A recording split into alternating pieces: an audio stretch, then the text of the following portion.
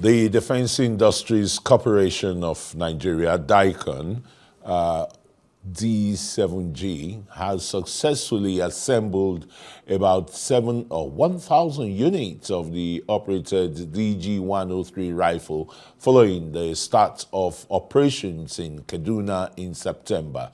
The Chief Executive Officer of DICOND DG-7, Osman Chena, disclosed this while briefing newsmen at the company's headquarters in Abuja.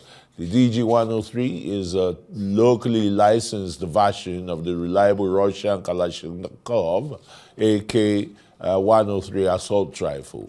And briefing the media, Chena says it is a major breakthrough in the renewed push for local arms production in Nigeria. And I want to tell you about DICOND7G in this, when we are starting after the launching, we promised the government between 1 month, 2 months, we start our DG-103 already. We launching it and already we tested. This is number one.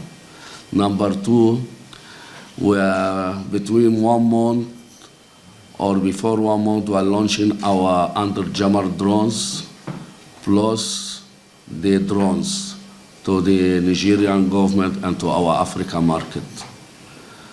We have assembled the version that is used to be known as AK-103, which we call DG-103 rifles in our factory in Defense Industry Corporation of Nigeria in Kaduna. We finished the first batch.